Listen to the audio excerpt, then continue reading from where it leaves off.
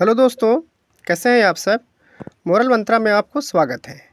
तो आइए एक बार फिर से हम आ गए हैं नए कहानी के साथ, जो सुनकर काफ़ी अच्छा लगेगा आपको। और इस कहानी को सुनने के लिए आपको अंत तक बने रहना होगा। तो आइए शुरू करते हैं आज का कहानी। बहुत समय पहले की बात है। एक गांव में बहुत ही पुराना भूकंप प्रभावित एक गांव था, जहां पर कोई भी इंसान नहीं रहा करता था। वे भूकंप से सारे डर के उस गांव को छोड़ चुके थे। वहीं इन मनुष्यों द्वारा छोड़े गए इस भूकंप प्रभावित क्षेत्र, जो भूकंप प्रभावित गांव था, वो जो मनुष्य छोड़ दिए थे उस गांव को, वहाँ पे चूहों की एक बस्ती ने अपना बहुत बड़ा डेरा बना लिया था। सारा चूहा ही चूहा उस गांव में बस गया, सारे इंसान को छोड़ देने के बाद। गांव के पास ही एक सरोवर था, यानी एक तालाब था गांव के पास, जिसका उपयोग हाथियों के झुंड द्वारा किया जाता था। उसमें हाथी नहाते थे, उसमें जाकर पानी पीते थे। वो हाथियों झुंड उसी में आकर अपना काम करते थे। हाथियों की झील तक जाने के लिए गांव पार करना पड़ता था। हाथी जब झील कब जाते थे, उस गांव को पार करके गांव को उस पार झील था। ये इन लोगों का एक दैनिक कार्य हुआ करता था, रोज़ का आना जाना था इस तालाब में। और एक दिन की बात है कि जब वह हाथी का झुंड वहाँ से गुजर रहा था, तब उन्होंने अनजाने में क्या हो कि ढेर सारे चूहे को राउंड डाला। जहाँ पे चूहा बसे हुए थे जिस गांव में, तो पूरा झुंड जब गुजर रहा था, तो वहाँ पे पूरी एक चूहा के एक झुंड को उन्होंने कुचल डाला। इस बात पर चूहों के बीच खलबली मच गई। चूहों के नेता ने हाथियों से मुलाकात की, कहा कि चलो भाई, ऐसा गलती उन्होंने क्यों किया।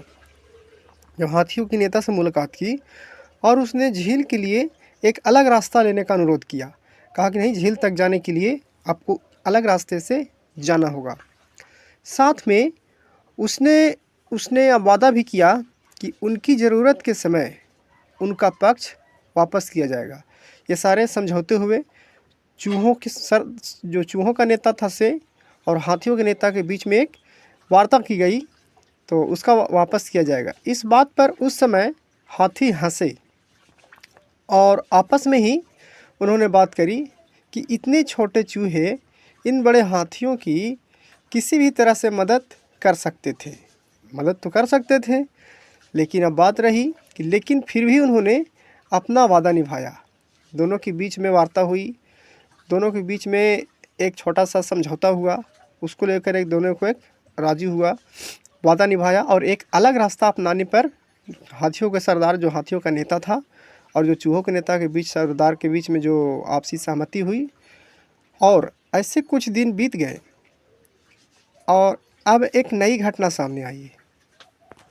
अब देखिए आगे नई घटना क्या आई कि कुछ समय के बाद चूहों ने सुना कि शिकारियों ने हाथियों के झुंड को पकड़ लिया है। जो सारे हाथी आते जाते थे उस गांव से, कुछ शिकारी आए बाहर से और उन सारे हाथियों को, झुंड को क्या किया, उन्होंने पकड़ लिया और उन्हें जाल में बांध दिया गया। सारे हाथियों को पकड़ करके शिकारियों द्वारा किसी स्थान पर उसको बांध दिया गया जाल में।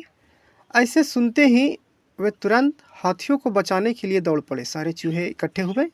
इसके बाद में ऐसा सुनने के बाद उसको, हाथी को बचाने के लिए इन सारे चूहों ने दौड़े। उन्होंने अपने तीखे दांतों से जालों और रस्सियों को कुतर डाला। सारे मिल करके क्या किया कि जब जहाँ पे बांधा हुआ था जाल में, इन सारे हाथियों को उस जाल से काट करके छुड़ा दिया चूहों ने। हाथियों के नेता ने बार बार चूहों को उनकी मदद के लिए धन्यवाद कहा कि बहुत बहुत बड़ा शुक्रिया, और धन्यवाद दिया उन लोगों को। अब उन्हें समझ में आ चुका था कि किसी के आकार पर हंसना नहीं चाहिए, किसी के आकार पर हंसना नहीं चाहिए कि वो कुछ कभी भी समय आने पर वो मदद कर सकता है। कुदरत ने सभी प्राणी को किसी न किसी का कला से नवाजा है, किसी का कुछ के अंदर गुण होता है, कोई किसी के अंदर कुछ न कुछ खासियत होती है। तो इस कहानी की सीख ये मिलती है कि मुसीबत में काम आने वाले मित्र ही असल मित्र होते हैं। इसलिए आप भी अपने दोस्तों की आवश्यकता पड़ने पर उन्हें मदद के लिए ज़रूर मदद करें। आपको जब मदद आए तो उसको मदद करें, या तो फिर आपको वो मदद करेगा। तो आज की कहानी में बस इतना ही, और इसी तरह की कहानी सुनने के लिए हमारे चैनल को सब्सक्राइब करें, वीडियो को लाइक करें, शेयर करें। तब तक के लिए आपको थैंक यू। जय हिंद, धन्यवाद।